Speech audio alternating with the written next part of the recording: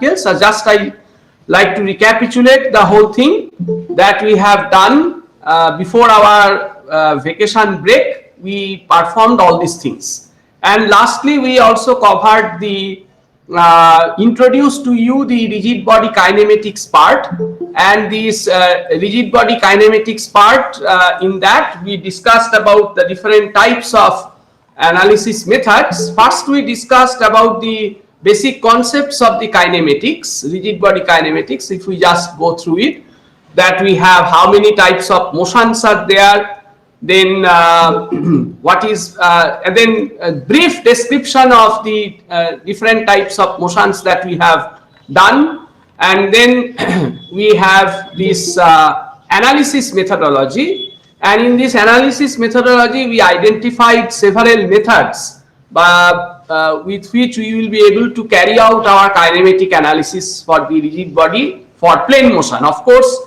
here we have to limit ourselves to the discussions of plane motion only, because we are only taking care of the two-dimensional motion, and no three-dimensional motion will be considered. It will be taken into your next semester. But if you do not understand the plane motion or the general plane motion of the rigid bodies, then it will be difficult for us actually to study the more sophisticated and complicated space motions of the rigid body. So these are the different analysis methods: absolute motion method, then relative velocity or acceleration method, then instantaneous velocity or velocity of center method, then we have vector analysis method. So these are the methods by which mainly we will be able to analyze for the kinematics of the rigid bodies. And of them, the most mathematical and descriptive one is the absolute motion method, in which basically what happens is that for a given system configuration, you need to study the absolute motion of a certain point belonging to a rigid body in order to define the motion of the body as a whole.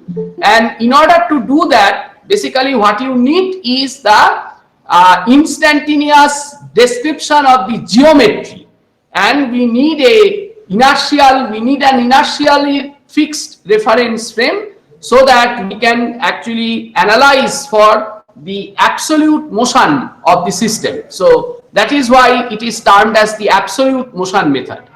So in our last class 2 class videos, I have explained to you what is basically the absolute motion method, and also we have solved a few problems while dealing with these systems under this methodology. And we also carried out a special problem. Why I say it is a special problem?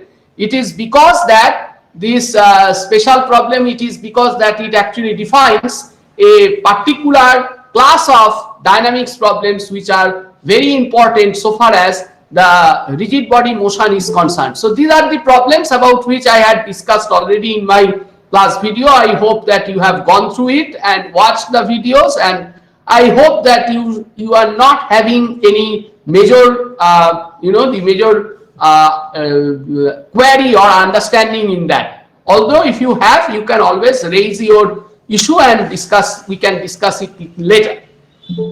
So this present problem is a very special problem, which is actually termed as the rolling motion problem. We will encounter this type of problems quite often in our discussions of kinematics of the rigid body. So that's why this type of problems are very important in as far as our motion of rigid bodies are concerned. And I carried out this analysis in detail for you, so that you can watch the video and can understand, and can come back if you have any queries in your mind regarding the present problem. And I asked some, gave you some homework as also related to this particular problem, so that you can discuss the other types of problems like this. Now today, in the today's class, basically we will focus on to the next method, that is, apart from the absolute motion analysis method. Actually, one difficulty of the absolute motion analysis method is that you can understand from the problems that we have discussed in this category is that you need to actually, capture the instantaneous geometry of the system, say this problem or the previous problem. Everywhere our main focus was to actually capture the instantaneous geometries like this. This is the instantaneous geometry that we captured. Now in certain cases the problems are, the configurations are simple, and you can very simply can configure the geometric arrangement of the system so as to have the consequent analysis. But majority of the problems, are little bit difficult, and if we actually follow this absolute motion method for such type of problems, it becomes little bit algebraically complicated and laborious process. So that's why we need to devise certain improved techniques by which we can actually, go for the solution of, or we can go for the analysis of several complicated assembly of the system. So towards that process, towards that objective rather, we come up with alternative methods. So that is the reason that why we have mentioned so many methods, for our kinematic analysis of the rigid body. You may have a question in your mind that for doing a particular job, why I require these multiple methods. It is, the answer to that is that because there are several complications that may be involved in your problem, so you need to find out a an efficient method in order to analyze the whole thing, and towards that we need to develop several alternatives, and then you are to judge that for a particular problem which method will be suitable for you. Because as far as the examination or the evaluation process on this type of the motion is concerned, it may be the case that sometimes a specific method is actually mentioned for you to solve the problem. Say we are giving you a particular problem, and we ask you that you please solve this problem by this particular method. That can be one alternative. Another alternative is that you are given a problem and then you are free to choose your methodology to solve that one, and that is actually the most difficult part.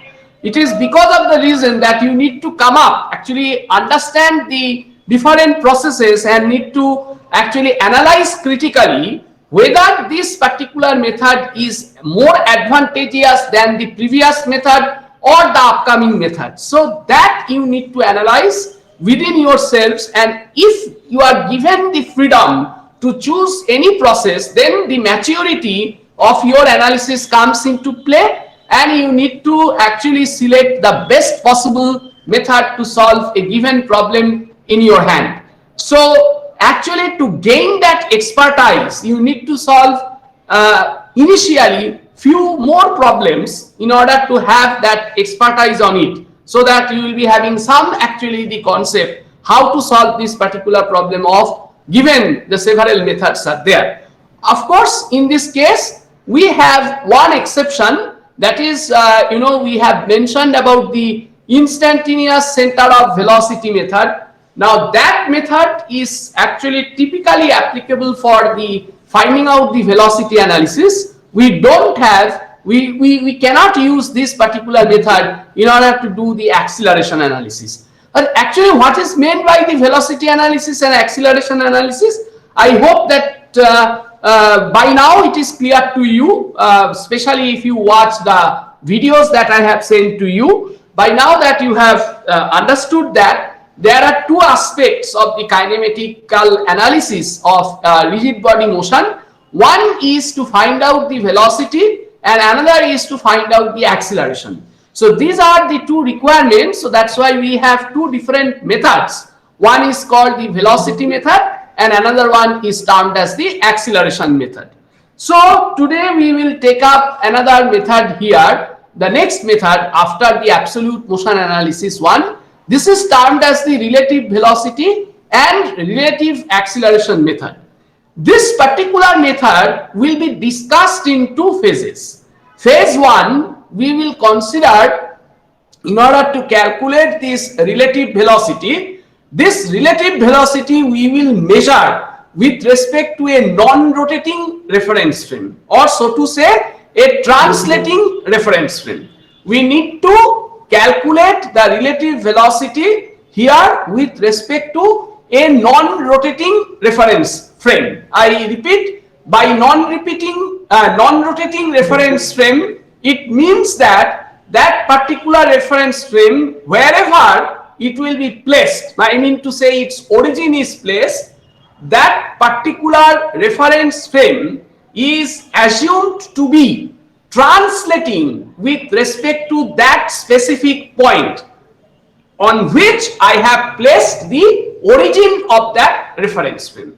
So that's why this method is basically termed as the relative velocity or relative acceleration method with respect to non-rotating reference frame. This will be our phase 1 study.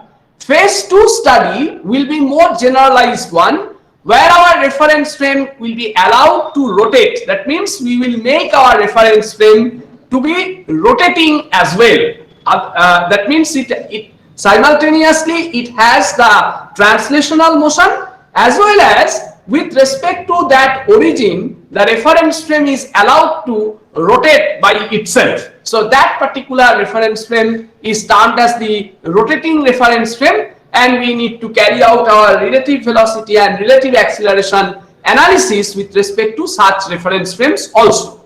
So to start with, therefore, we take up our phase 1, where our reference frame, I repeat, is a non-rotating one. For that, let us consider this is an arbitrary rigid body, okay? And of course, you need to remember whatever motion that we are talking about is plane motion. That means anything, this rigid body is actually moving in the plane of my khata, or in the plane of my screen, or in the plane of your blackboard, or whatever you can think of. The body is moving in that plane only. So it does not have any out of plane motion component except the angular velocity and the angular acceleration. So let me explain what I mean by that. Suppose this is an arbitrary rigid body in which I have chosen 2 points, say point A and point B. The point A is taken on the body such that I know completely for point A what is the velocity and acceleration of the point A. Correct? We know this. Of course, we also know the angular velocity of this rigid body and the angular acceleration as well. Actually, you see that I told you that there is no out of plane motion component of this except the angular velocity and angular acceleration. It means that this angular velocity and the angular acceleration vectors are actually, perpendicular to this plane, I mean to say the plane of motion, either coming out from the plane, or it may go into the plane. Of course, that situation depends whether our angular velocity is anti-clockwise or angular acceleration is anti-clockwise, or whether they are clockwise in nature. For example, here we have shown both the senses, I mean to say sense of angular velocity and the sense of angular acceleration. Both these senses are shown in their counterclockwise direction. So it means that the respective vectors, I mean to say the angular velocity vector and the angular acceleration vectors, are basically, first of all, perpendicular to this plane. Second of all, they are coming out from the plane and coming towards you or coming towards me. It is simple because of your vectorial concept. I hope you have understood this thing. So, yes, sir. Okay, thank you. So here, what is our objective of studying this velocity analysis and acceleration analysis? The objective is that if we know the complete history of velocity and the acceleration for any one point belonging to this rigid body, such as the point A here, I need to find out the corresponding velocity and the corresponding acceleration for any other point belonging to this rigid body, and as such finding out the velocity and acceleration for every point on the rigid body. So that is my objective. So towards this, what I have done, I have pre-selected the point A for which I know complete details, and I select another point B for which I have to find out those details. I mean to say, here my objective will be to find out the velocity of this point and the acceleration of this point, provided I know the velocity and acceleration of this point A completely, and I know the corresponding angular velocity and the angular acceleration right at this point. This is number one. Second thing that you need to clearly understand, that all these are basically instantaneous in nature. What is meant by that, at a particular point of time, you are taking the camera shot of your rigid body, you are freezing that shot at that particular instant, and at that instant you need to find out what is the corresponding velocity and acceleration, because all these figures are instantaneous in nature. After delta t time, your geometrical configuration of the system will change, because the body is ever evolving, it is in motion. So definitely the geometry will not be constant, the geometry will get changed, and also all these parameters will also get changed, except what will not change? The unchanged parameter will be the distance between these 2 points, that means A and B. The distance, that is the magnitude of this blue vector, the position vector of point B relative to point A, this blue vector. You see, this magnitude of this vector, please note, it is the magnitude, not even its direction, not even its sense. So the magnitude of this vector is going to be unchanged. So that is the thing that we have, correct? Apart from that, every other thing can change with respect to time, and therefore as time changes, these things will change. So our analysis will be based on a particular point of time only. That means our analysis will be instantaneous one. Towards this, what I do, first of all, I take an inertially fixed reference frame somewhere at point O, which is inertially fixed point. And since our this point A, I know completely the velocity and acceleration of this point A. So here I have placed a reference frame x dash y dash. This reference frame may not share the identical orientation with respect to your inertially fixed reference frame.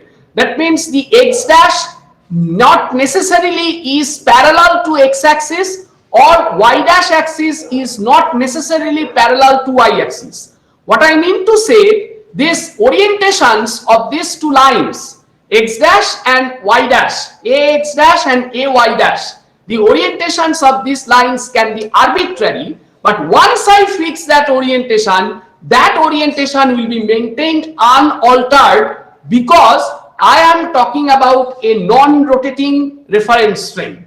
That means this reference frame is not allowed to rotate. So it means as time passes, this reference frame will simply translate itself, either following a straight line path. In that case, we will say that the translational motion is rectilinear in nature, or it may follow a curved path, for which case we will say that the point A is undergoing a curvilinear translation. Whatever be the translation, because we know translational motion can be of two types, either it can be a rectilinear translational motion, or it can be a curvilinear translational motion. So accordingly, your reference frame will move either along a straight line or along a curved path as the motion takes place.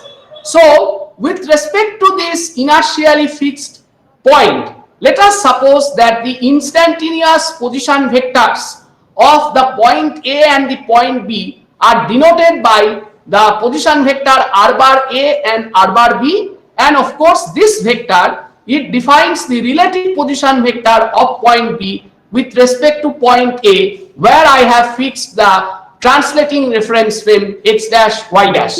So at this instant I can say that there is a what is called a triangle rule of vectors that can be written in the sense that the position vector of point B is basically equal to the position vector of point A plus the relative position vector of B with respect to A. So this is our basic equation.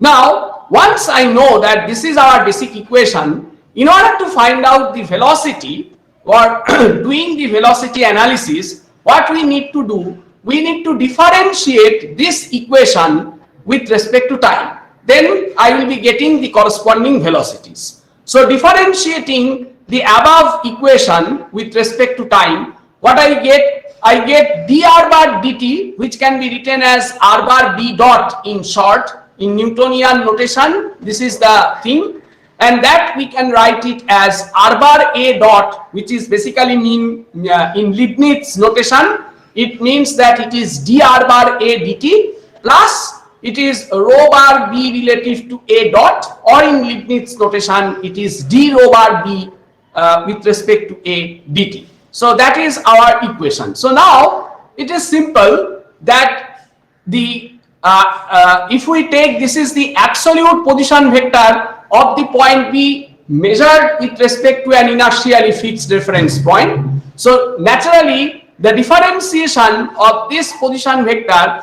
will give me the corresponding velocity of that point.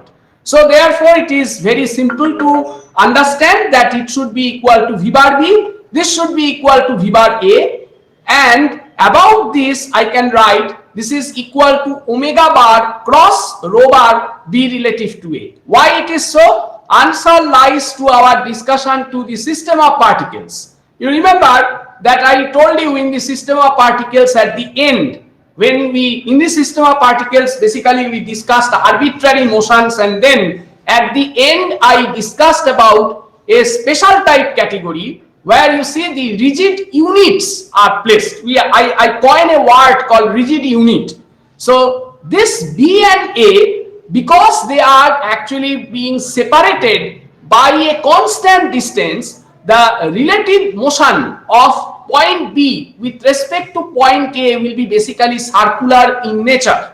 That means if some observer is allowed to stand on the point A and is allowed to rotate, allowed to translate with respect to point A, he or she will record the relative motion of another particle belonging to the rigid body to be a circular motion. Why it is so? It is because I told you that the distance between these two particles will be always going to be constant as per the definition of the rigidity of a rigid body. So since it is a rigid body, that rigidity definition is there, which means that if I am to keep the distance between these 2 points always constant, the only possibility that the point B will have as its relative motion with respect to point A has to be a circular motion, for which the point B will be seen to travel along the circumference of a circle, for which the point A is the center and for which the radius is the magnitude of this relative position vector. So this is a very important thing that you need to understand. So, and the answer to this lies in the definition of the system of particles. So please rehearse that, especially towards the end where we discussed this special type of motion that one person may come across while discussing the system of mass particles and its subsequent dynamics. So we see therefore that this is our basically the evaluation. Since this vector, the magnitude of this vector is constant, so therefore I am not having any magnitude derivative. I am having only the directional change, and the directional change can be captured vectorially by this. That means what we need to do, we need to take the angular velocity vector. Please keep in mind, the angular velocity vector will be a vector which is perpendicular to this plane and coming out, or it may coming into or going into the plane depending upon its sense. Since here all our senses I have taken to be positive, so for my case, you see the angular velocity here is a vector, which is coming out from this plane and it is coming towards me or towards you. So that is your angular velocity vector. Or more specifically, if we suppose that this is the x-axis and that is the y-axis, actually the angular velocity vector is about the z-axis, positive z-axis. That means the positive z-axis will be an axis which is coming out from the point O, correct? And the angular velocity vector here, for this case, we can write that omega bar is basically equal to, omega bar we can write that it is basically equal to, this is omega magnitude times the unit vector, and the unit vector here will be k cap, right? Since we have taken all of them plus. Similarly, we can see that alpha bar, which is actually the this vector alpha k cap, where alpha is the angular acceleration, and this alpha, where from I will be getting this alpha will be equal to omega dot. That means this omega must be a function of time, and if we differentiate that omega scalarly, I will be getting the magnitude of the angular acceleration, and its vector will be, since we have shown them to be positive sense, so it will be alpha k cap, or otherwise it may be alpha minus alpha k cap. So this will be therefore the relations between these vectors, that means the angular velocity vector and the angular acceleration vector. In space motion, when you will be studying it in your next semester, in space motion you will see that this is the major difference in case of space motion.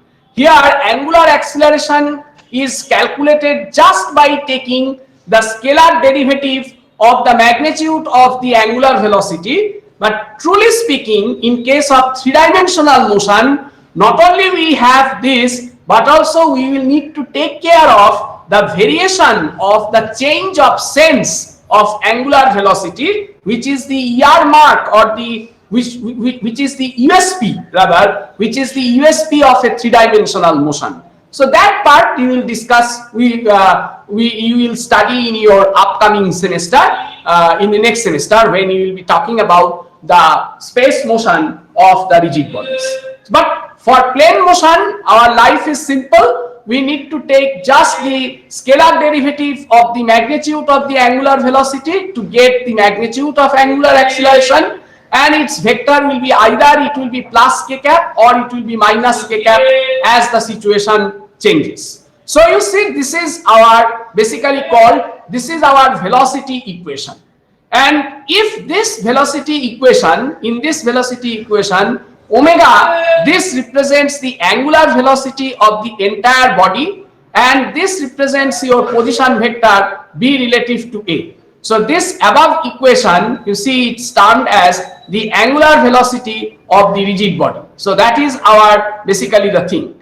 And you know that if we try to solve this by vectorial process, so this equation we will show that we can solve it by two processes. Either it can be solved analytically. So there can be either an analytical method to solve this. So either this can be solved analytically, correct? Or it can be solved, you see, actually there are three methods. It can be solved by graphical. So pure graphical approach. It can be solved. But you know, in the examination, it is very difficult to adapt for the pure graphical approach. So that's why we have devised a combination of these two, and we have the semi-analytical or semi-graphical approach. Semi-analytical or semi-graphical approach. We will show you while solving the problem. By these three methods, we can actually, solve for this equation. Now, whatever method you adopt to solve it, the interesting thing is this: since it is a plane motion, so suppose if you think of the situation that we are going to solve this equation analytically, correct? So if we try to think it in this manner, then we can very easily understand that since it is a plane motion, you have only two vector components. That is, one is along the I direction and another is along the j direction.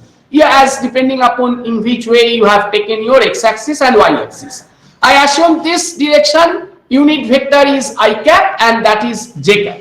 So if you think in that way, that means all vectors can be expressed either in the I cap form or in the j cap form, correct? So if you ultimately try to solve this, you will find you will be having only two scalar equations coming out from this. One will be along the x-axis or another will be along the y-axis, or for that matter it can be along any particular direction, and subsequently it should be having another component in the perpendicular direction. Say for example, I have told you that this x dash may not be parallel to ax dash, may not be parallel to ox. That means if I decide to say this is our unit vector I cap, this is our unit vector j cap, it is therefore the fact that ax dash, its unit vector will be exactly not equal to I cap, or rather it will be a combination of I cap and j cap, correct? Because it is a plane vector, so its unit vector can be expressed as a linear combination of this I cap vector and j cap vector, correct? Similarly, the y dash axis unit vector, it can also be expressed as a linear combination of I cap and j cap vector. So finally what you get at the end of the day, if you do all algebra, ultimately it will come down to either about the I cap vector or it is about the j cap vector, or someone can decide, okay, I will not be taking I cap and j cap as my reference, I will take the unit vector of ax dash and unit vector of ay dash as our reference. So he or she can alternatively have this I dash vector and the j dash unit vector. So whatever manner if you do, you will find that ultimately you have only two equations at your hand. So what does that mean? It means that for such type of problem, we can solve maximum two number of unknowns. This is very, very important, because before you attempt to do any kinematic analysis of the rigid body, you need to be very clear about the methodology or algorithm of your process. Towards that, you need to identify what are your unknowns, right? And how many number of unknowns are there with you, and what are your corresponding equations with the help of which you will be able to find out those unknowns. So that analysis, debit credit analysis, I say, debit credit analysis is very important before attempting your problem. Then you will have a clear concept or clear methodology about your algorithm. Otherwise your approach will be little bit cumbersome, right? You will be beating about the bush but not hitting the bullseye. So that's the thing. That is why you need to completely formulate your problem very carefully. So as I told you that this equation can be solved by vector method or by semi-analytical method. I have mentioned actually about the two methods, but in reality there are three methods, because one person can adopt complete graphical approach to solve this, but this is of course very difficult so far as the time bound evaluation process is concerned. So either we will be doing this by analytical or by semi-analytical. But here more emphasis will be put on semi-analytical method. It is because that sometimes analytical method becomes very clumsy and lengthy one. So that's why, you know, we may not be always going for the analytical procedure. Again, I am telling you the thing that I have told you before, that you need to actually, you know, compare the different methods and should come and should identify which one will best suit you. So it is clear from the above equation that this is your position vector, and here that this is our central problem, is to find out the velocity of any point on the body if we know the direction and of the same, and if we completely know the velocity of any other point on the body. So you see that you know that this velocity analysis, wherein we can solve maximum two unknowns, that I have explained to you why we can solve maximum two unknowns. Now let us consider some examples so that we can elaborate our so far the thing that I have discussed. So this is, for example, to start with, let us take an example 1. This is the problem taken from the book of Merriam and Craig 7th edition, which is available to everyone in the online case. So this is the problem number 5/77 from the book that I have taken. And here you see, I first explain the mechanism to you so that you will be able to understand. This is a rotating disc. That means this disc is rotating with respect to point O, and this is its angular velocity omega O, and this is its sense. That means it is rotating looking from the front. This is rotating in the clockwise sense. So this is omega 0, correct? And on the disc there is a point called point A, and here this point A is at a distance of r from the point O. Because this is a rigid body, the distance between O and A will be always fixed. Okay, so we take this point A, and this point A, actually it is belonging to a connecting rod. So there is a light connecting rod here, and this connecting rod, one end is attached to this disc here at point A, while the other end is rigidly connected to this slider, which can slide along a fixed rod. So this is a fixed rod. The fixation details are not shown here, but this is a fixed rod. This rod is not changing. That means this angle is always 30 degree with respect to vertical. That means 60 degree with respect to horizontal. This is a fixed rod, and this slider is allowed to slide on this fixed rod, correct? And what we need to find out is, find the angular velocity omega AB of this connecting rod, or which is called as the link AB, right? And the velocity VB of the collar for the instant that is being represented. So this is the instantaneous geometry. This instantaneous geometry means that it is not necessary that always this rod AB, correct? This rod AB is always not horizontal. What I mean to say, I have taken an x-axis and y-axis here with point O as the origin. So this is my absolute reference frame, and in this case you see the rod AB is aligned along the x-axis, means it is the horizontal direction. If I say this is the horizontal and this is the vertical direction, so the rod AB is horizontal. It is not necessary that always the rod AB will be horizontal. So whatever configuration that has been shown here is entirely an instantaneous configuration. At this instant, when the rod AB is parallel to x-axis, at this instant calculate the angular velocity of this link AB and also the velocity of this slider if you know the magnitude of this angular velocity omega 0 of the disc, and of course these dimensions are 2r, all these things are known. What I mean to say, the angle 45 degree is not going to be constant, correct? Because as this disc will rotate, this angle definitely will change.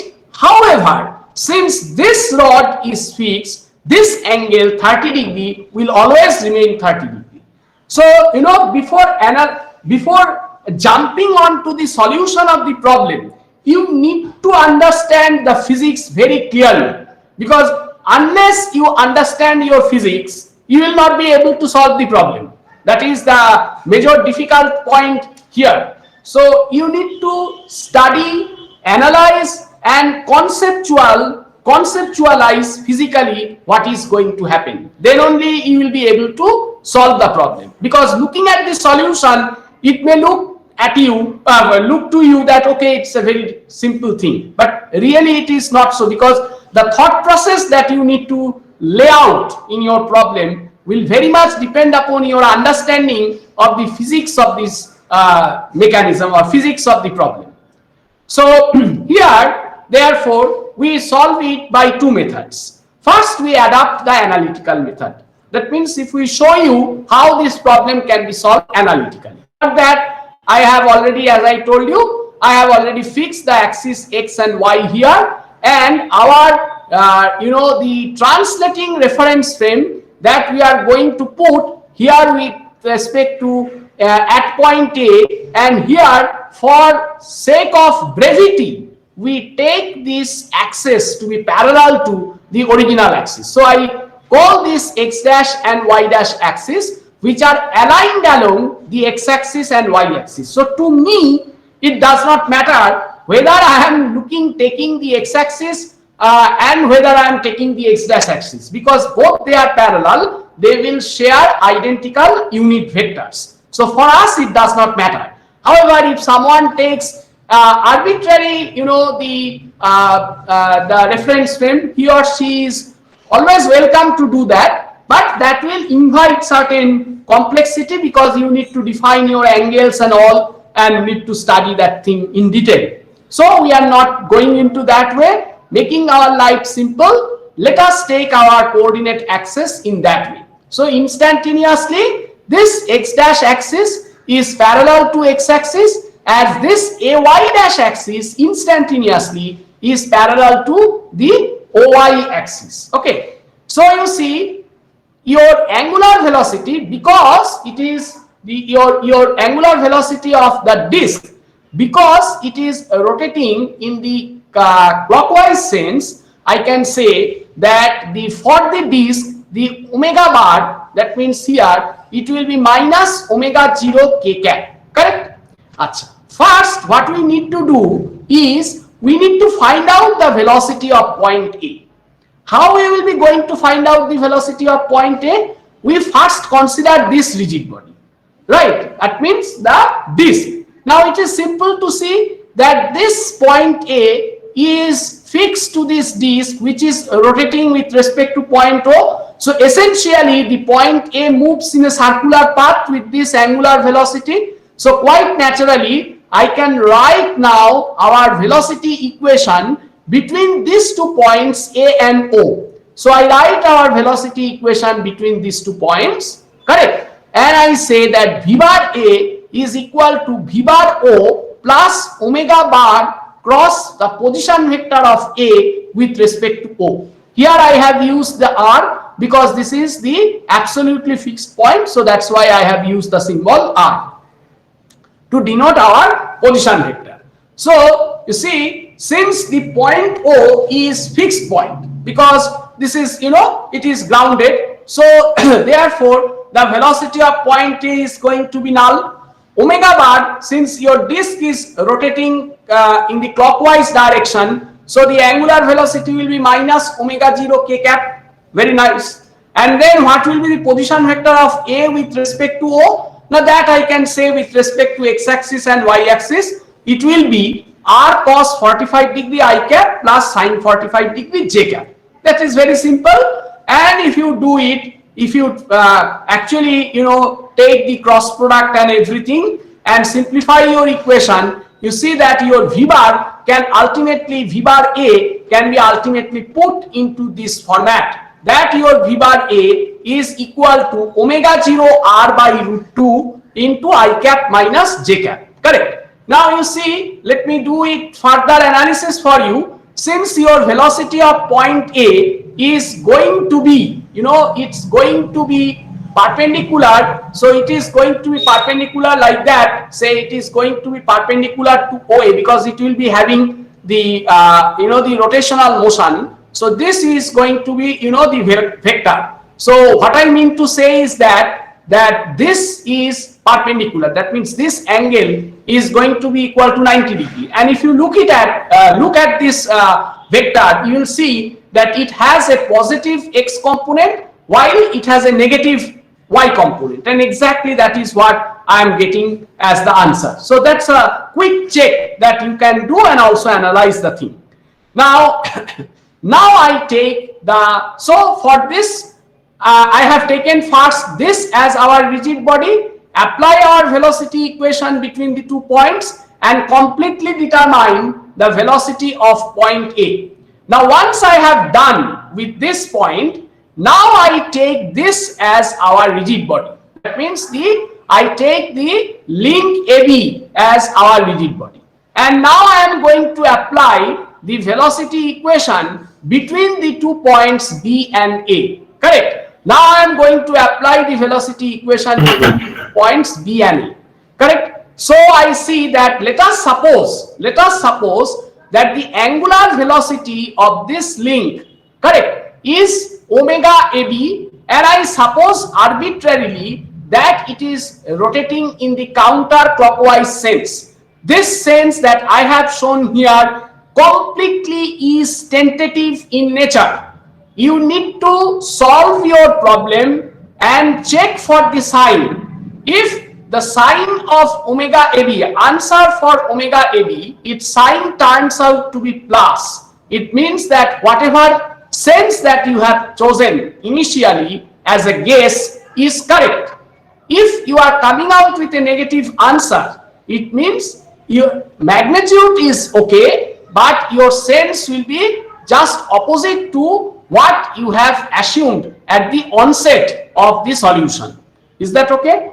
So now yes, I take this rigid body. Okay, thank you. Now I take this rigid body AB as our body of interest and try to apply the velocity equation between these 2 points B and A. So what I do therefore, and you can understand from here that the 2 unknowns here, this is what I am doing. This is what about I said you earlier, that this is your debit credit analysis. That means these are your unknowns that you need to find out. So you need to have 2 equations. So how you are going to write it? Now again apply the relative velocity equation between the 2 points B and A. This is going to be my equation for which I completely know the velocity of point A. So I accordingly put this, and then I calculate omega AB is not known to me, its magnitude is not known to me, as also its sense is not known. However, I am taking it to be tentatively I am taking it to be in the anti-clockwise sense. So the omega AB vector can be written as omega AB k cap, and the position vector of B relative to A, since it is aligned along the x-axis, or rather it is aligned along this x dash axis, or rather both of them share the same direction. So I put that common unit vector and write it to be equal to 2r cap. So it is this equation. So I find therefore that the velocity of point B can be put into this format and can write, and if we simplify this equation and then separately write for I cap and j cap, this is what we can see. Now please note here, this is unknown, here this is unknown, others unknown, omega 0 r by root 2, so this part unknown. So I cannot actually proceed further from here. Now we have to look at this problem. What is the thing? Now it is said that the point B must be moving along this rod, correct? Because this slider is constrained to slide on this rod. So what I do, I take this direction as the unit vector for this rod. So I say that this red vector is the unit vector. I call it as u cap B. correct? So what is u cap b? I can very easily calculate because this rod angles are being given 30 degree. So I can express this u cap b in terms of I and j, that unit vectors that we have used here. So what I do therefore, I just now note that our u cap b can be written in this format. It is sine 30 degree I cap plus cos 30 degree j cap. It is very simple. I think you are able to understand it because this unit vector is 30 degree. So yes, this angle is going to be 30 degree. So this has got two components, one along this, other along this. So one will be along this angle. You know, this angle is going to be 60 degree or this angle is going to be 30 degree. So you can say that you have this as sine, I mean to say your I cap must be having sine 30 degree and j cap must be having cos 30 degree, and that is exactly we have sine 30 degree I cap plus cos 30 degree j cap, and this is my unit vector along that direction. So you see, since your velocity is having, you know, it is aligned along this. Now here again one point is there. Who knows that the slider's velocity will be in this u cap b direction? Of course it is not known. I tentatively assume that the velocity of point B is towards this. Again, the same thing that is applicable what I have said regarding the arbitrary sense of the angular velocity of the link. I have said that I have arbitrarily taken the slider point B's velocity to be in this direction. That is completely arbitrary. If I am false, I will be coming out with a negative answer. So tentatively we assume all to be positive. That's the positive way of looking at the problem of your life. So being optimistic, I take all of them in the positive sense and I can express that the velocity of point B can be written in this manner. Okay, done. Now I say I put it into this side of the equation.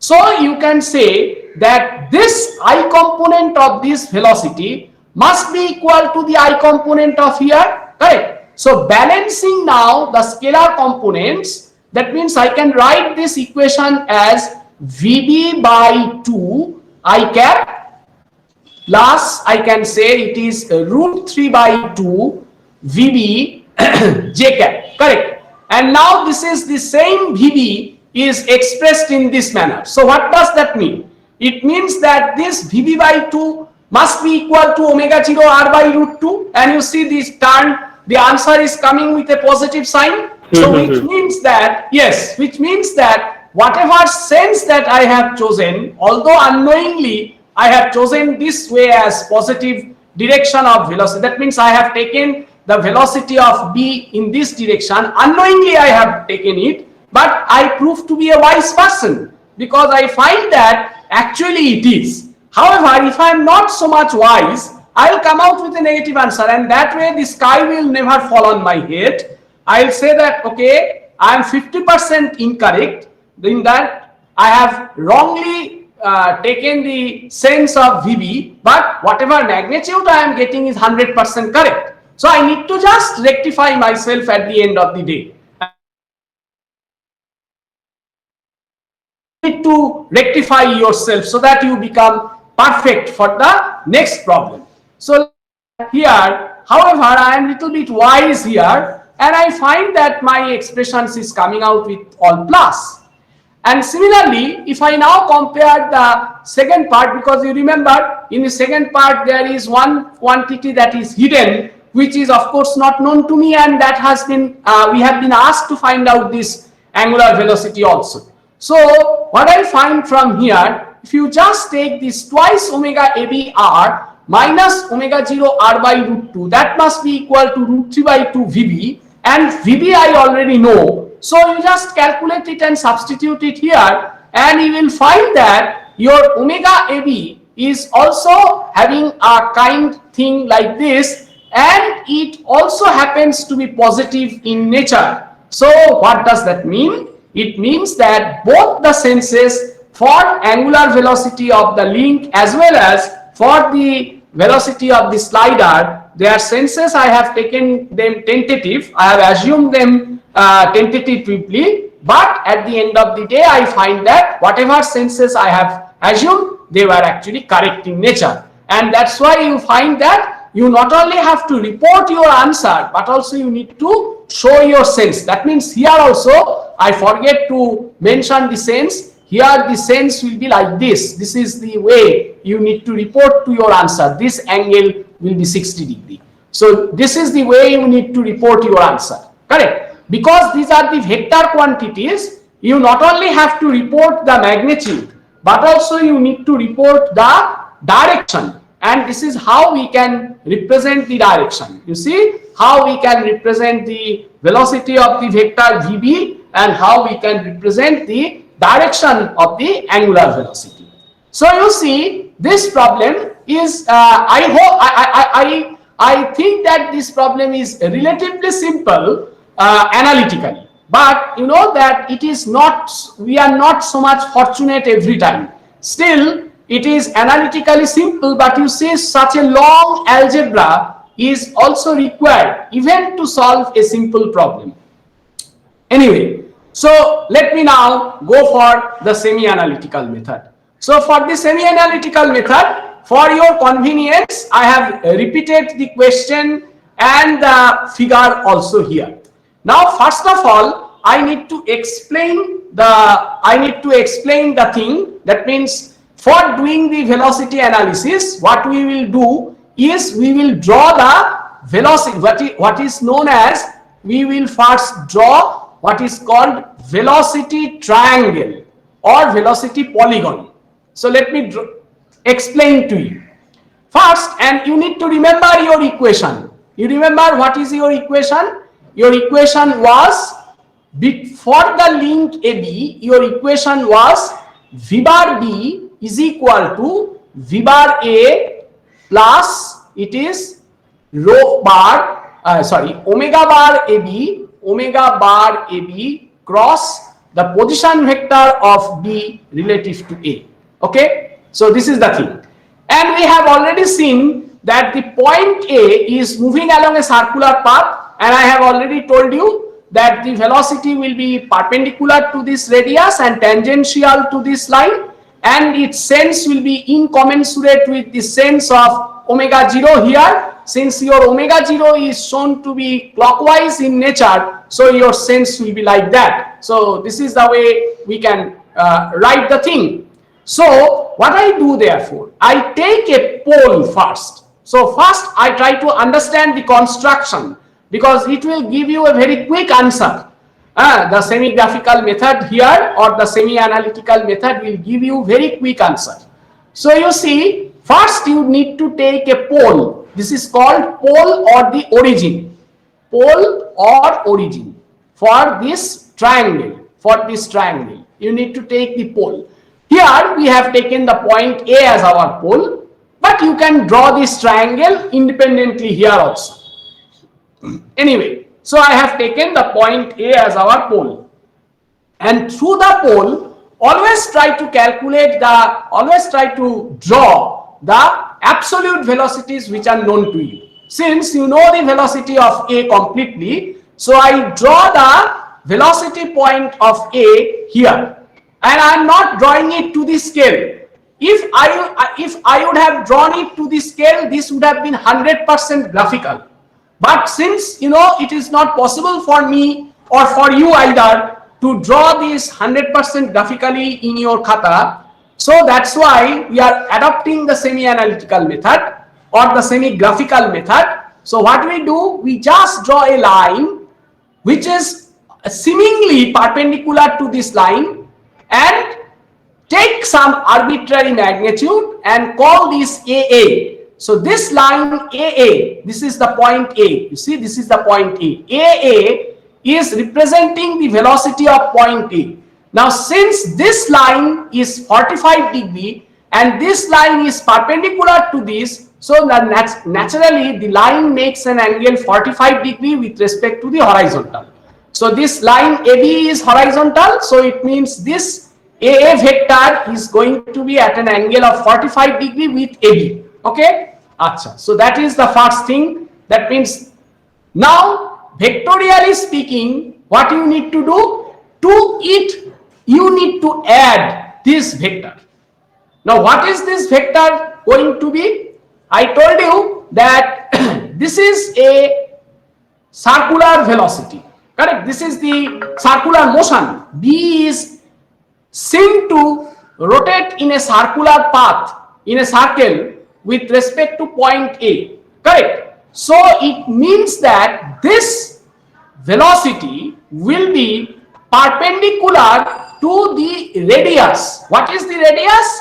The radius is AB, because the point B is moving relatively with respect to A in a circular path. For that circle the center is A, and for that circle AB is the radius. So instantaneously the angle the relative velocity of point B with respect to point A is going to be in a direction which is perpendicular to this line. Okay, so what I do through the point A, now you see through the point A, I do not know in which direction. Through the point A, I draw a line. Very, you need to understand these things very carefully.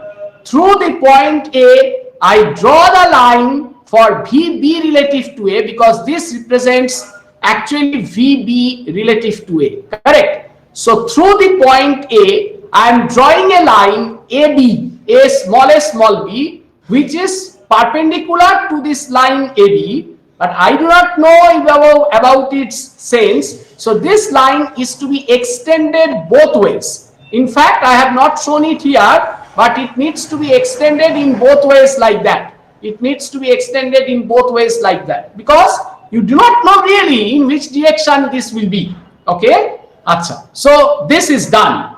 So you see that your resultant vector will be the sum of these two, and the resultant vector is actually, this resultant vector is actually what we have. WhatsApp, 1 minute, just a moment.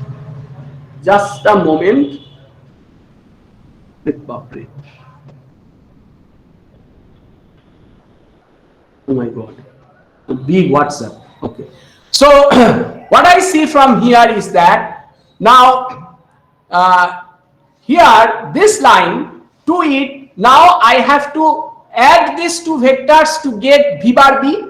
Now what is, I said that this V bar B is the absolute velocity. So how I will be going to draw this absolute velocity? I told you all absolute velocities you need to draw through the pole. So now you see that you need to draw, and that is number one, that it should be drawn through the pole, and number two is that this line, this velocity must be along this rod, correct? So what you do, you through the point A, you draw a line which is parallel to this rod. That right? That means you draw a line which is 30 degree with respect to the vertical. So that means if you mentally draw a vertical line, you see this angle is going to be 30 degree. So draw a green line here which is parallel to this line, and allow the previous line and this line to come and intersect at some point. And if you do that, you will find that automatically the sense of the relative velocity will be towards in the upward direction, and automatically you will find that this will come and converge here.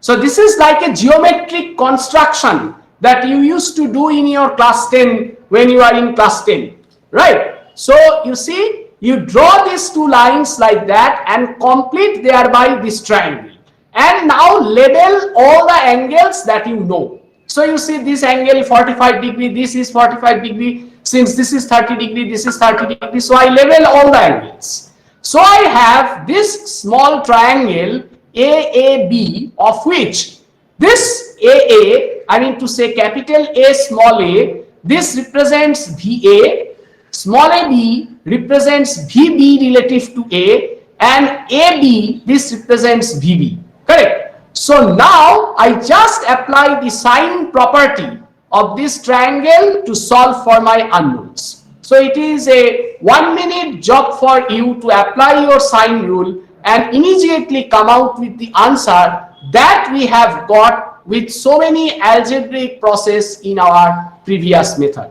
So now I think it should be an open eye for you to identify between these two methods which one is the superior one and which one is the less, will consume less time. But there is one but. To this, for this semi-analytical or semi-graphical method, whatever way you call it up, correct? So 50-50 graphical or 50 analytical, 50 graphical, 50 analytical. 50 graphical because you need to draw all these lines, so that's why I say it is 50% graphical, 50% analytical, because finally you just apply your, you know, your analytical things here to solve your problem.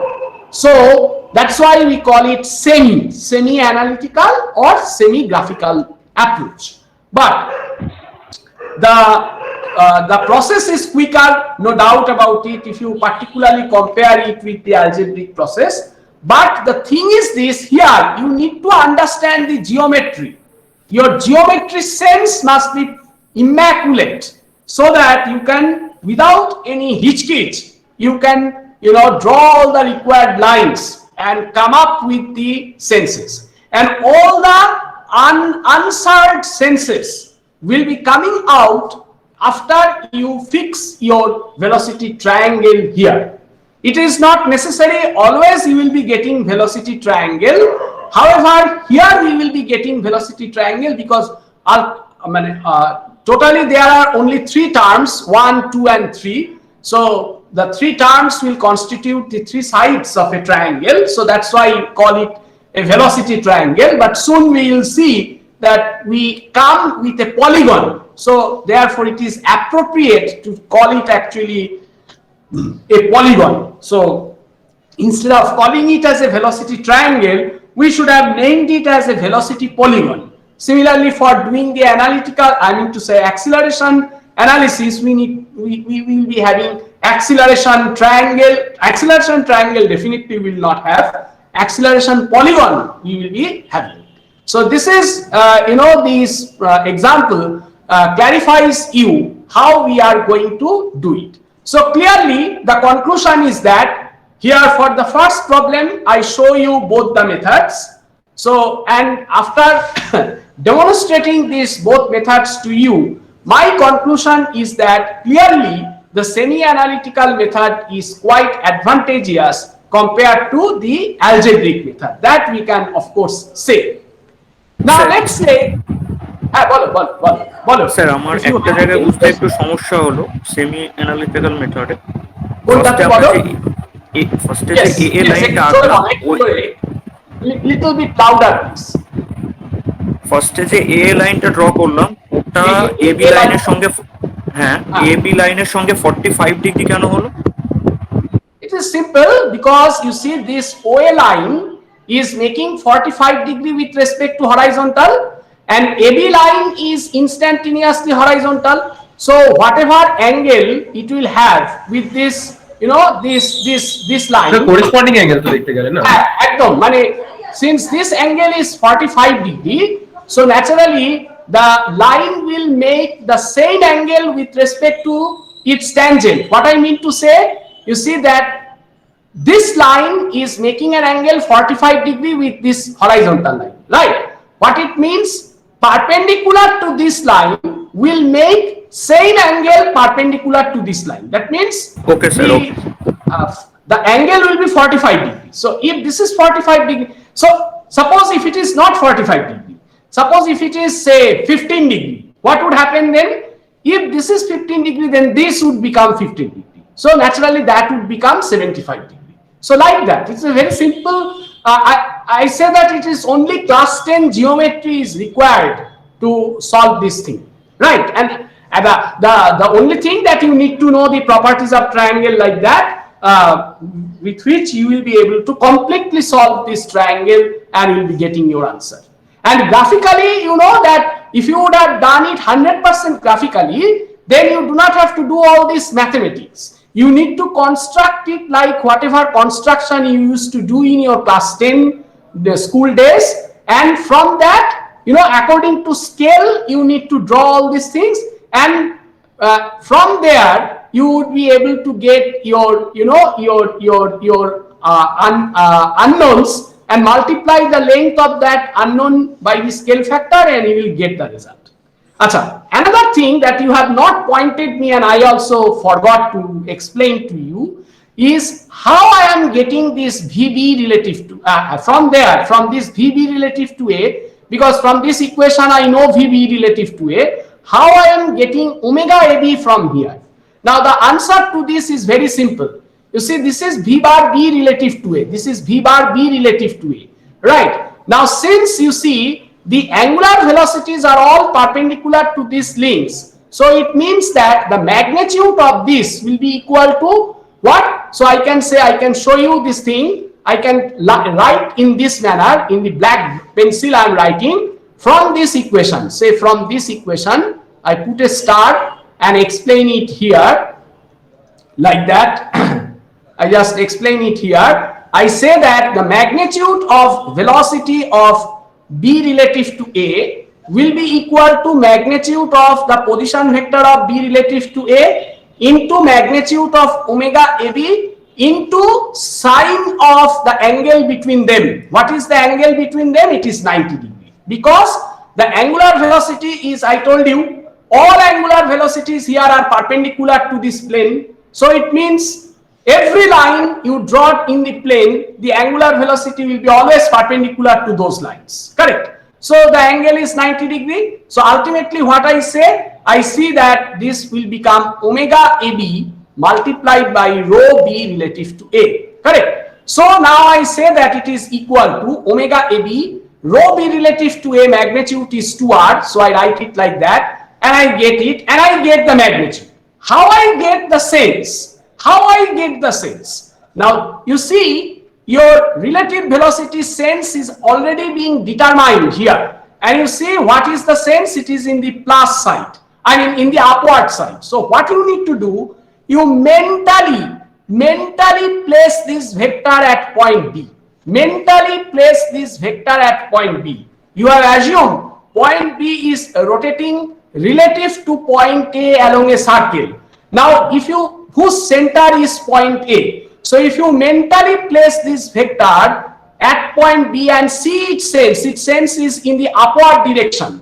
So what does that tell you? It tells you that the rotation that point B will have on that circular path must be in the anti-clockwise direction, because otherwise this velocity cannot be in the upward side. If it is in the downward side, then the velocity would have been in the clockwise sense, but it is in the upward sense, we have already got it. So it shows you that your sense is anti-clockwise in nature. So this is the logic or the reasoning by which I can decide upon the magnitude as well as the sense of the unknown quantities. I hope that it is clear to you. But you should have pointed out these two things to me, because I have forgotten to explain the last part, that why we have having these senses. I hope now it is clear to you. Okay? Very good. So now we take another problem, and this time, you know, we are not going to attempt it analytically at all, because the problem, you can try analytical part of this solution and then should feel the heat of it. How big and what is the difficulty. So I invite you to solve this problem analytically at your home. However, here I am taking this problem completely semi-analytical method.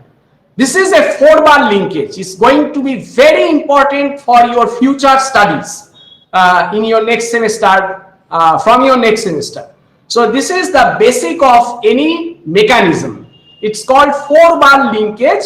4-bar because you have 1 bar, 1 bar, 1 bar, 3 bars are visible, and the 4th bar is not visible. The 4th bar is really this line. This is the 4th one. So that's why it is called 4-bar linkage mechanism. Okay. So it's a 4-bar linkage mechanism is shown, and these two links BC and OA, these are called cranks. They are termed as the crank. They are termed cranks. Cranks are the rigid links which rotate with respect to a fixed point. For example, here it is rotating with respect to the fixed point O, here it is rotating with respect to the fixed point C. For this is called the driving crank, this is called the driven crank. It means the input motion is fed and the output motion is corrected from here. So this is actually the motion transmission. From here the motion gets transmitted to this point, and therefore it is called a mechanism. We will come and discuss. A subject is there for you, waiting for you eagerly to study, to be studied, I hope, in your next semester. That is called Theory of Mechanisms and Machines. So there you need to study all these things in detail. But for the grammar, for that, the grammar is actually in this class. So here it is a 4-bar linkage mechanism. All the necessary dimensions, geometries are all being given to you. What we have been asked is that if this angular velocity is known to be 10 radian per second in the CCW direction, find the angular velocity of the link AB as well as the link BC. Right? So you need to find out the angular velocity of this link. So the angular velocity of this link and the angular velocity of these two links. So you need to find them. Okay? And once again, see, there are only two unknowns. So let me solve this problem completely by semi-analytical method. What we will do? So again, we have to draw the velocity triangle here. Of course, it is velocity triangle for us. Our first focus will be on this link AB. But before coming to it, we need to resolve for the velocity of the point A, because it is being given that it is rotating with omega 0, that is 10 radian per second, and this length is 80 millimeter. So pretty simply we can say the velocity of point A is being given by this. It is omega into r, correct, because it is circular motion with respect to point O. So it is a circular motion and it is omega into r, so it is 0.8 meter per second. And what will be its, this is its magnitude. What will be its sense? The direction. So first direction will be anything which is perpendicular to this line OA, correct. So the direction will be anything like this, which is going to be perpendicular. The sense should be incommensurate with the sense of omega naught, which is counterclockwise. So the sense must be in this direction. So you see, I draw the line AA. A is my pole, AA. And here we see that this angle, this line is making an angle 60 degree. So it means that this line is going to make an angle 30 degree here with respect to the horizontal. So you see, I draw the line 30 degree here with respect to the horizontal. So I draw a reference line here which is 30 degree, and we have this, and AA, suppose to some scale AA represents the velocity, that means it represents this 0.8 meter per second. This line represents this magnitude. Fine. Now, second is that the relative velocity, because again you need to write this equation. Always you need to write this equation, which I have not written. That is very bad. I would be penalized for that if I am being a student. You need to write your equation that V bar B is going to be equal to V bar A plus omega bar AB cross the position vector of B relative to A. So this equation, first of all, you need to write. Now of that you have, now you see this vector.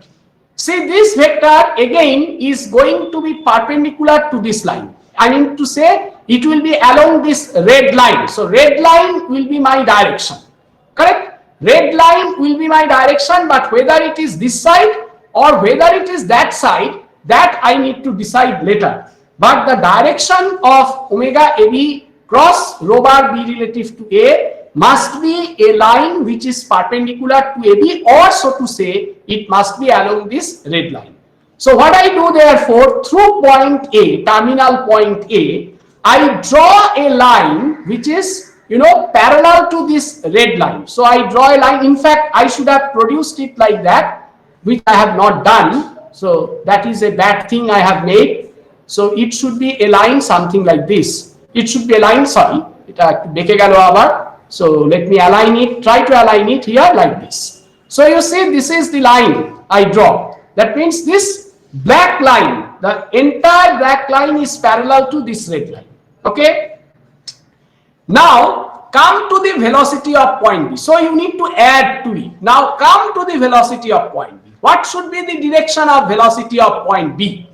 Naturally, since this point B is attached to this driven crank BC, for which this is a fixed point, so B must be moving along a circle for which the center is C and the radius is CB.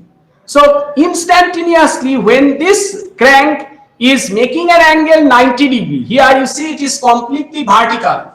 Please note that these are all instantaneous figures, correct? They are not absolute figures. So at this instant, this crank is completely 90 degree here, this is 90 degree here.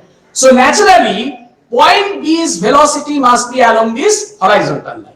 So what I do therefore, through point A, because this is absolute velocity, through the pole I draw a horizontal line and allow the previous line, which is parallel to this one, and allow them to come and intersect at point B.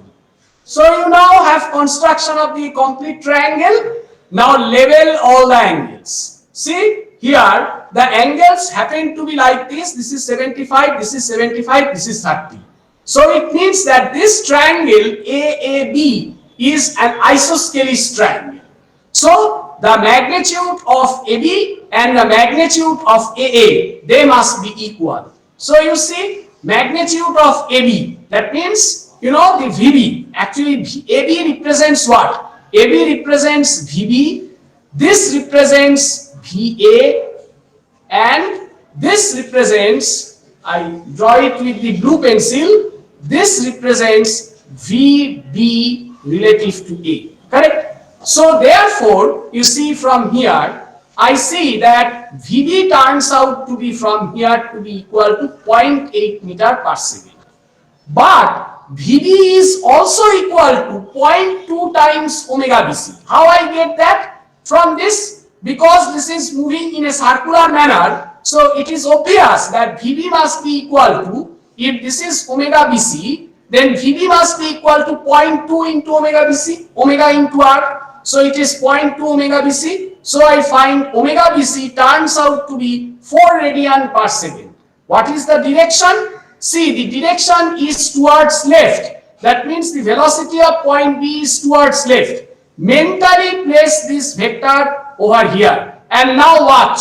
See, if this is moving like this, then your omega BC must have to be in this direction.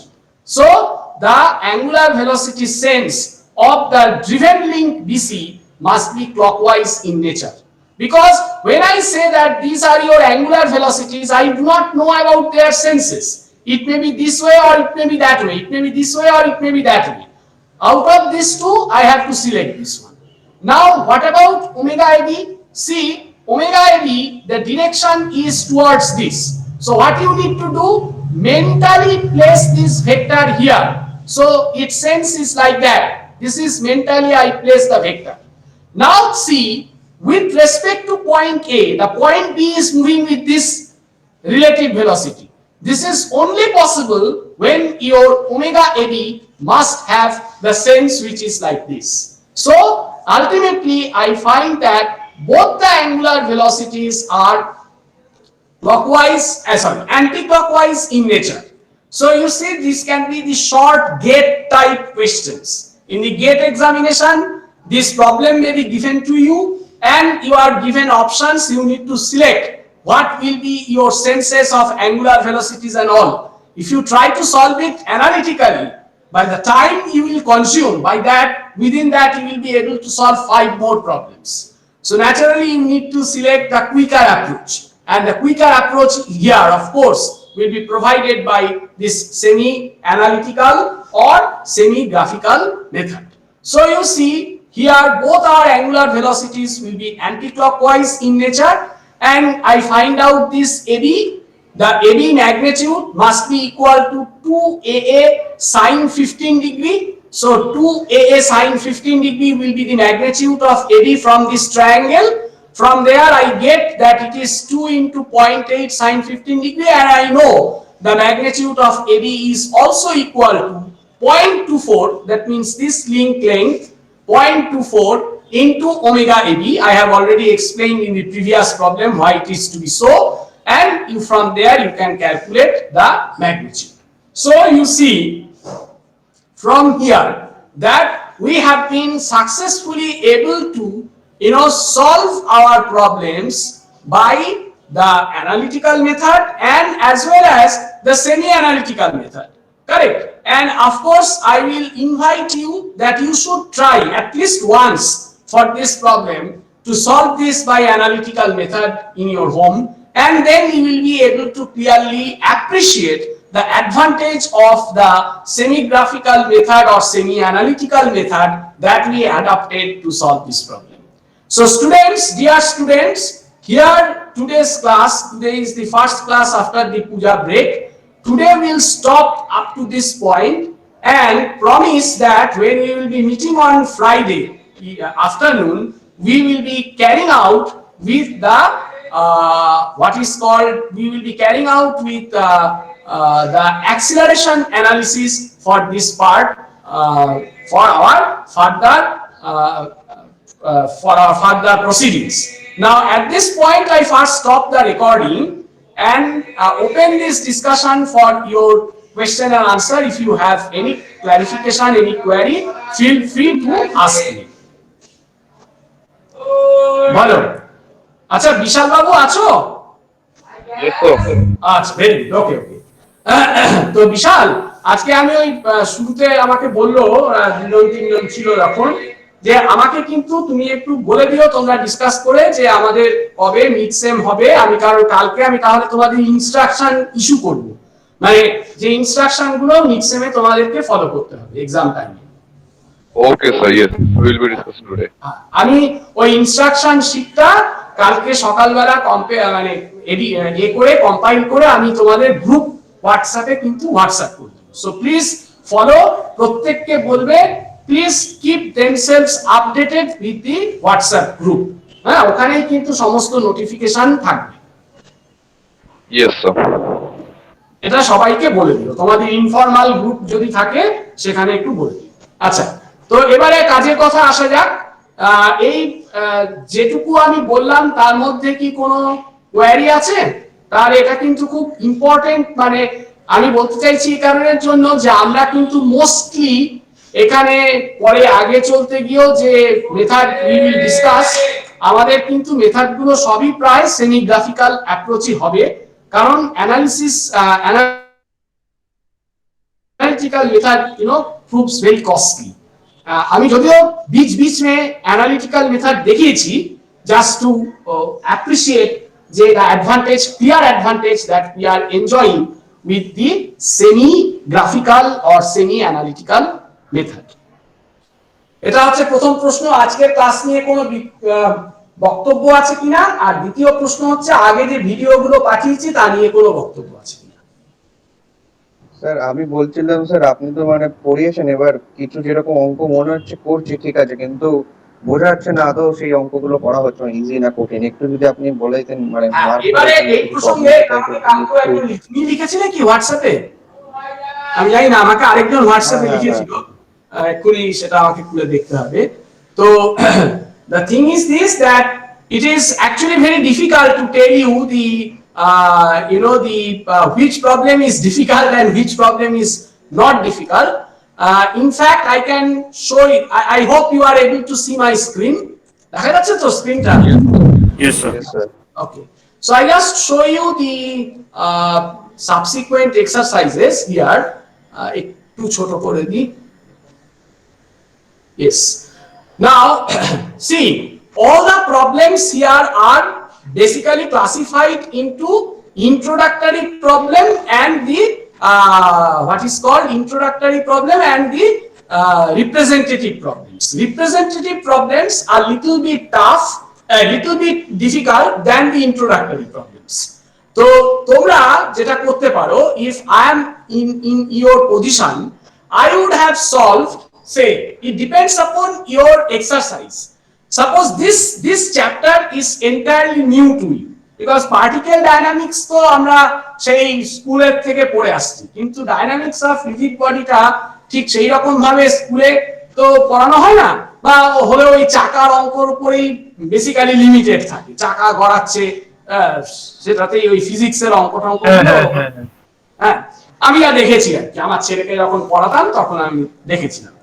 তো যাই হোক, তো যে কথাটা আমি বলতে চাইছি সেটা হচ্ছে যে this chapter is something new, the concept is something new. তো আমার অ্যাডভাইস হচ্ছে একটু বেশি করে সাম এখান থেকে করা। তাহলে কি হচ্ছে, ইন্ট্রোডাক্টরি প্রবলেমে মনে করো তুমি প্রথমের দিক থেকে 3টে প্রবলেম করো, আবার বলছি নট কনসিকিউটিভ প্রবলেমস, কারণ অনেকটা একই টাইপের প্রবলেম যেখানে হয়ে যাচ্ছে সেখানে এটা করতে দিও না। So take 3 different problems from 3, say for example এই চ্যাপ্টারটার ক্ষেত্রে আমি বলছি I select 5/121, I select 5/125, and then I come and select say the problem 5/131. 3টে প্রবলেম, বা যদি কেউ মনে করো যে না আমার আরেকটু করা দরকার, you can come to this problem. This is what? This is problem number 5/127. So like that you solve this first these 4 introductory problems. Having solved these 4 introductory problems, now come to the representative section. Again representative section e tumi prothomar dik theke you take 2 problems, 2 or 3, right? Ami ekটু beshi bolchi ekhane because the chapter is new. Once you are getting acclimatized তখন আর তোমাকে এত problem করতে হবে না, ঠিক আছে? So take 3 problems from the representative section, again not consecutive problems. Say একটা logic হতে পারে এরকম একটু complicated figure, but Virat complicated নয়, একটু কমপ্লিকেটেড ফিগার যেখানে আছে per page try to select one such problem. Say ধরে যাক I take this problem, correct, from this page, and then suppose coming back to this I take this problem 5/142, like that. So দেখবে যে তুমি একবার তুমি যদি এরকম 3টে কি 4টে অঙ্ক রিপ্রেজেন্টেটিভ থেকে করো, you will find that the problem becomes, the procedure becomes more or less methodical for you. Once it is done, তারপর দেখো সত্যি কথা বলতে কি এন্ড অফ প্রবলেম তো কিছু নেই, প্রবলেম মানে একটা খুব পরিষ্কার কথা হচ্ছে তুমি সবচাইতে আইডিয়াল কেস হচ্ছে এখানে যত প্রবলেম আছে তুমি যদি সব সলভ করতে পারো, that is the ideal thing. কিন্তু of course that is not feasible, সেটা তো আমাদের ক্ষেত্রে ফিজিবল নয়, কারণ উই হ্যাভ আপনি বলেই দিলেন এটা আইডিয়াল, লিমিটেড টাইম রয়েছে, আমাদের এগিয়ে যেতে হবে। তুমি যদি একটা এক্সারসাইজে বেশিক্ষণ স্টাক করে থাকো তাহলে পরে তোমার প্রোগ্রেসটা হ্যাম্পার হবে। সুতরাং মাই অ্যাডভাইস ইজ দ্যাট ওই যেহেতু এটা নিউ প্রবলেম, তাই ইন্ট্রোডাক্টরি প্রবলেম থেকে তুমি সে ইউ সলভ 4 প্রবলেমস, রিপ্রেজেন্টেটিভ থেকে তুমি ধরো অ্যানাদার 4 প্রবলেমস তুমি সলভ করলে, তাহলে 4 8টা প্রবলেম তোমার সলভ হয়ে গেলে তুমি মোর অর লেস ব্যাপারটা তুমি বুঝে যাবে জিনিসটা। আর তারপরে দেখবে আমরা যখন পরপর মেথড গুলো পড়বো দেখবে সেখানে কিন্তু ওয়াইড ভেরিয়েশন অফ কনসেপ্ট কিন্তু নেই, মোর অর লেস আগে যে কনসেপ্টটা পড়েছি সেটাকেই আমাকে আরেকটু ফার্দার একটু তুলে দিতে হবে। যেমন দেখো এই আমরা হাফ ডান করলাম, অবশ্য আজকে আমরা অ্যাক্সিলারেশন অ্যানালিসিসটায় ঢুকলাম না, আমরা নেক্সট দিন ঢুকবো। আমরা নন রোটেটিং রেফারেন্স ফ্রেমে রয়েছি। In the non rotating reference frame we have solved certain problems, and when we will be going to discuss the relative velocity and relative acceleration equation for rotating reference frame, you will find that more or less the same concept will be carried over there with certain plus things, kichu extra জিনিস আসবে। So basically if you go by, if you are if you are actually free with your previous method, then I think that for the next one, if you are through with the previous one, I think for the next one ওই যতটুকু extra তোমার এলো, that extra will be very much comfortable to you. It does not mean that you have completely different set of concepts in problem in previous one and the upcoming one. It is not like that. That is one good thing for us. একদম নতুন মানে something new যেটার সাথে আগের কোনো relation নেই, something new again I have to conceptualize. It will be not like that. So if you carry out the legacy of your previous chapter, that legacy will be carried forward in the upcoming chapters as well. So I hope that you will not be facing much trouble. But only one thing, you have to regularly study that.